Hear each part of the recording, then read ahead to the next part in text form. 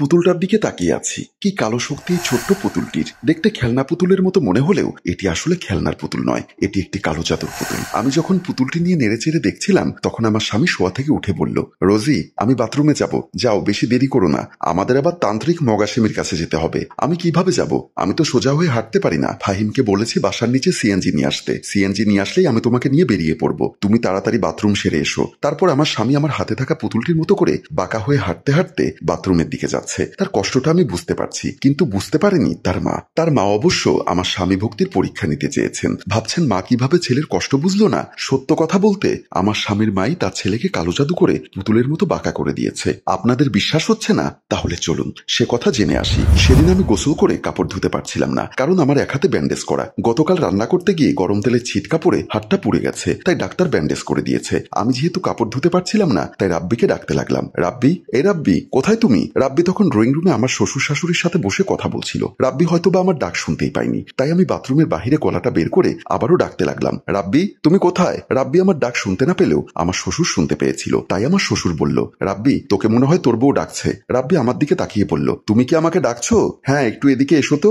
রাব্বি যখন drawing room থেকে আসছিল তখন আমার শাশুড়ি মুখ ভার করে বলল, কি একটা বউ ঘরে এনেছি, সারাক্ষণ ছেলেটাকে ডেকে ডেকে কাছে নিয়ে যায়, একটু যে তার সাথে বসে দুটো সুখ দুঃখের কথা বলবো তাও পারি না। আমার শ্বশুর বলল, আহা ওটা নিয়ে তুমি টেনশন করছো কেন? ওদের স্বামী স্ত্রীর মধ্যে কত কথাবার্তা থাকতে পারে। চুপ, বেশি কথা বলবে না। কই, সংসার তো আমিও করেছি। তুমি আমাকে কতটুকু সময় দিয়েছো? যৌবনকালে যতটুকু সময় তোমাকে দেওয়া দরকার ততটুকু সময় দিয়েছিলাম। কচুর মাথা দিয়েছো সারাক্ষণ থাকতে ব্যবসা বাণিজ্য নিয়ে। মাঝে মধ্যে চিন্তা করি এই ছেলেটা তোমার মতো হলো না কেন, পুরো একটা বউ পাগলা ছেলে হয়েছে। রাব্বি বাথরুমের সামনে এসে বলল, কি জন্য ডেকেছো? আমি গোসল করেছি, কিন্তু এক হাতে ব্যান্ডেজ থাকার কারণে কাপড়গুলো ধুতে পারছিলাম না। আবার ডাক্তার বলেছে এ হাতে যেন এক সপ্তাহ পানি না লাগাই। তুমি কাপড়গুলো রেখে গেলে পারতে, আমি গোসল করার সময় ধুয়ে দিতাম। মা বাবার সাথে জরুরি কথা বলছিলাম। আরে বাবা, কাপড়গুলো যদি এখন আমি বাথরুমে রেখে যাই, বড় ভাবি দেখলে এটা নিয়ে হুলস্থুল কাণ্ড ঘটাবে, তাই তোমাকে ডেকেছি, না হলে তো তোমাকে ডাকতাম না। এসে যখন পড়েছো কাপড়গুলো ধুয়ে দাও। তখন রাব্বি আমার কাপড়গুলো ধুয়ে দিচ্ছিল। রাব্বি যখন কাপড়গুলো ধুয়ে দিচ্ছিল তখন বাথরুমের সামনে দিয়ে হেঁটে যাচ্ছিল বড় ভাবি।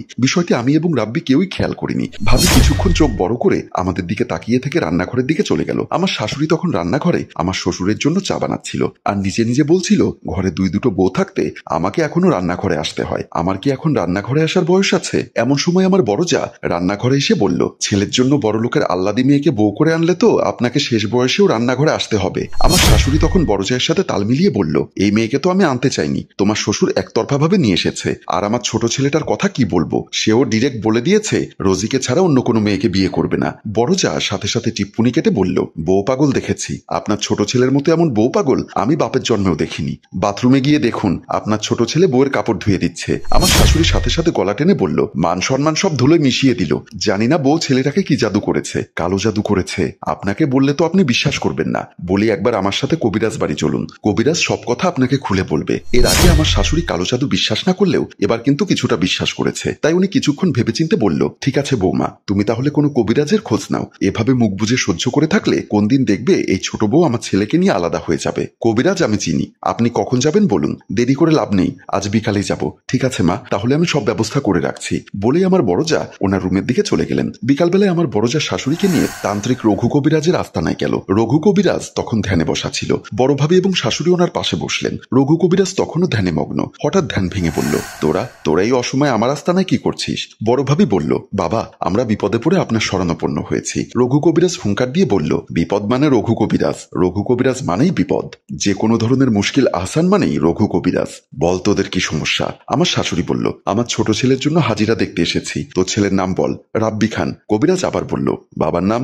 মোর্শেদ ব্যাপারী। সাথে সাথেই পাশে বসা বড় ভাবি বলল, আমার শ্বশুরের নাম আবার মোর্শেদ ব্যাপারী হলো কখন? আমার শাশুড়ি বলল, তোমার শ্বশুরের নাম তো মোমিন খান, মোর্শেদ ব্যাপারী হচ্ছে আমার বাবার নাম। আমার বাবা গরুর ব্যবসা করত, তাই আমার বাবাকে সবাই মোর্শেদ ব্যাপারী নামে ডাকে। তোর বাবার নাম জিজ্ঞাসা করিনি, বলেছি তোর ছেলের বাবার নাম মোমিন খান। সাথে সাথে রঘু কবিরাজ ভম ভম ভোলে বলে চিৎকার দিয়ে হাতটা উপরের দিকে তুলল। তারপর উপর থেকে হাতটা নামিয়ে নিজের হাতের তালুর দিকে তাকিয়ে বলল, তোর ছেলে একটা বউ পাগলা ছেলে, তোর ছেলের বউয়ে তোর ছেলেকে কালো জাদু করেছে। সাথে সাথেই বড় ভাবি বলল, দেখেছেন মা, এবার আমার কথা সত্যি হলো তো? আমার শাশুড়ি কাদো কাদো গলায় বলল, শেষ, আমার সংসারটা শেষ করে ফেলেছে এই মুখপুরি, আমার ছেলেটাকে নিয়ে আমার সংসার থেকে চলে যাওয়ার পায়তারা করছে। রঘু কবিরাজ বলল, কোনো সমস্যা নেই, বান্টনা কেটে দিলেই সব ঠিক হয়ে যাবে। আমার শাশুড়ি বলল, যত টাকা লাগে আমি দিব, আপনি তাড়াতাড়ি বান্টনা কাটার ব্যবস্থা করুন, বান্টনা আমি কাটবো, সাথে তোকে 1 শিশি তেল দিব, ওই তেল তোর ছেলের মাথায় গিয়ে মেখে দিবি, আর হাদিয়া হিসাবে আমাকে দিতে হবে 10,000 টাকা। দিচ্ছি বাবা, আপনাকে এক্ষুনি দিচ্ছি, আপনি আমাকে তেল পরা দিন। তারপর রঘু কবিরাজ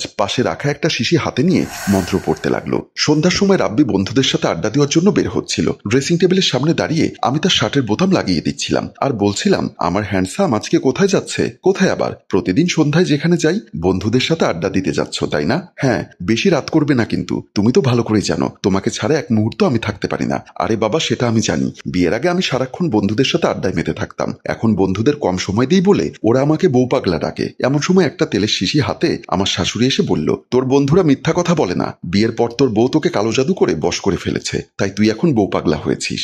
আমিও মুখের উপর বলে দিলাম, মা, স্বামীকে বশ করতে কালো জাদু করতে হয় না, মন খুলে একটু ভালোবাসা দিলেই স্বামীরা স্ত্রীদের প্রতি দুর্বল হয়ে যায়। আমার শাশুড়ির সাথে সাথেই তেলে বেগুনে জ্বলে বলল, ভালোবাসা দিয়ে স্বামীকে বশ করেছ নাকি কালো জাদু দিয়ে বশ করেছ?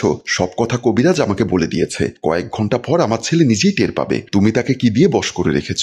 বলেই তেলের শিশিটা খুলে কিছু তেল নিয়ে রাব্বির মাথায় দিতে লাগলো। রাব্বি কিছুটা বিরক্ত হয়ে বলল, মা, এসব কি করছো তুমি? তুমি কি জানো না আমি মাথায় তেল দেই না? অন্য তেল না দিলেও এই তেল তোকে দিতেই হবে, এটা হচ্ছে রঘু কবিরাজের তেল, এই তেল মাথায় দিলে বান্টনা কেটে যায়, আজ থেকে দিনে 2 বার করে এই তেল মাথায় মাখবি। রাব্বি অবাক হয়ে বলল, আমাকে আবার কে বান্টনা করবে? কে আবার? এই মুখপুরি তোকে বান্টনা করে বশ করে রেখেছে যাতে তুইও আয়ত্তে থাকিস।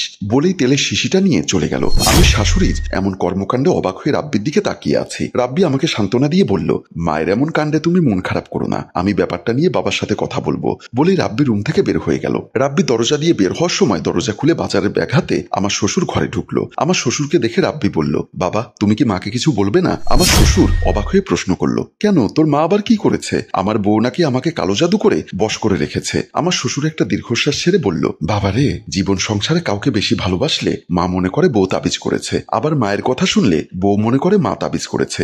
আসলে আমরা পুরুষেরা হচ্ছি কলুর বলদ। বলেই আমার শ্বশুর বাজারের ব্যাগ নিয়ে বড় বউকে ডাকতে ডাকতে রান্নাঘরের দিকে চলে গেল। রাব্বিও দরজা খুলে বাহিরে বন্ধুদের সাথে আড্ডা দেওয়ার জন্য চলে গেল। বড় ভাবি আমার শ্বশুরের ডাকে সাড়া দিতে গিয়ে যখন ড্রয়িং রুমের দিকে যাচ্ছিল তখন সামনে পড়লো আমার শাশুড়ি। বড় ভাবিকে দেখে আমার শাশুড়ি বলল, দেখেছো বড় বউ, এই মুখপুরীর কথা শুনেছো? সে কিনা বলে আমার ছেলেকে সে নাকি ভালোবাসা দিয়ে বশ করে রেখেছে। তখন আমার বড় যা বলল, তাহলে মা, ওর ভালোবাসার পরীক্ষা নিতে হয়। আমার শাশুড়ি অবাক হয়ে বলল, কিভাবে পরীক্ষা নিব? তারপর বড় ভাবি আমার শাশুড়িকে কান পড়া দিতে লাগলো। আমার শাশুড়িও মন্ত্রমুগ্ধের মতো বড় বউয়ের কান পড়া নিতে লাগলো। কান পড়া দেওয়া শেষ হলে আমার শাশুড়ি বলল, ঠিক বলেছ, ওই রঘু কবিরাজের মাধ্যমেই ওর ভালোবাসার পরীক্ষা নিব। তাহলে আমরা আগামীকাল আবারও সেই রঘু কবিরাজের কাছে যাব। কথা মতো পরদিন বড় ভাবি এবং শাশুড়ি রঘু কবিরাজের আস্তানায় গেল। রঘু কবিরাজ তখন হাতে এই পুতুলটা নিয়ে নাড়াচাড়া করছিল। আমার শাশুড়ি এবং বড় ভাবিকে দেখেই বলল, তোদের কথা মতো আমি তোর ছেলেকে পুতুলের বান মেরেছি, তোরা ঘরে গিয়ে দেখবি তোর ছেলে এই পুতুলের মতো বাঁকা হয়ে গেছে। পুতুলটা হাতে নিয়ে আমার শাশুড়ি হাউমাউ করে কাঁদতে কাঁদতে বলল, হায় হায় কবিরাজ,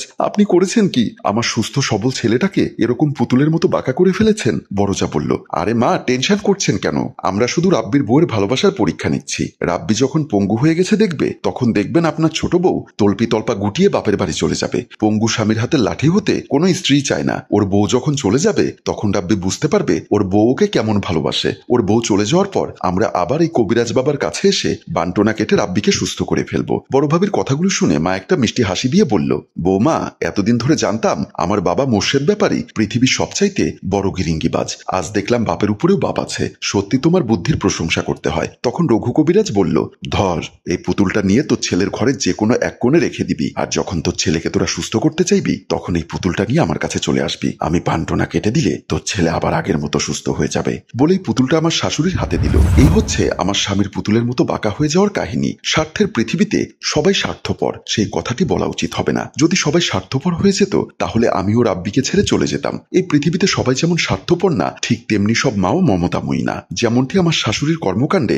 আপনারা বুঝতে পেরেছেন। এমন সময় রাব্বি বাথরুম থেকে আবারও আগের মতো বাঁকা হয়ে হাঁটতে হাঁটতে বাথরুম থেকে আসছে। মানুষটির কষ্ট দেখলে আমার অন্তরাত্মা কেঁপে ওঠে। আমার সামনে এসে খাটের পাশে বসে বলল, চলো রোজি, আমি রেডি। তারপর আমি পুতুলটি আমার ভ্যানিটি ব্যাগের ভেতর নিতে নিতে বললাম, ফাহিম তো এখনো আসেনি, ছেলেটিকে কোনো কাজে পাঠালে সহজে আসে না। কথাটি বলতে না বলতেই ফাহিম এসে বলল, ভাবি, সিএনজি নিয়ে এসেছি, চলুন। তারপর আমি রাব্বির হাত ধরে নিয়ে তান্ত্রিক মঘাশ্যামের উদ্দেশ্যে বের হওয়ার প্রস্তুতি নিতে লাগলাম। হ্যালো ভিউয়ার্স, আমাদের সমাজে এরকম অনেক অকল্পনীয় কাহিনী প্রতিনিয়তই আমাদের সাথে ঘটে থাকে। আমরা জানি আমাদের বেশিরভাগ দর্শক মহিলা, তাই আপনাদের কাছে আমার প্রশ্ন, আপনার শাশুড়ি কিরকম সেটা কমেন্ট বক্সে লিখে জানান। আর উক্ত গল্পের দ্বিতীয় পর্ব দেখতে চাইলে সেটাও কমেন্ট বক্সে লিখে জানান। মনে রাখবেন, যে গল্পের কমেন্ট, শেয়ার এবং ভিউজ কম হয় আমরা সেই গল্পের দ্বিতীয় পর্ব তৈরি তৈরি করি না। তাই উক্ত গল্পের দ্বিতীয় পর্ব দেখতে চাইলে এক্ষুনি গল্পটি আপনার ফেসবুকে শেয়ার করে দিন। ধন্যবাদ।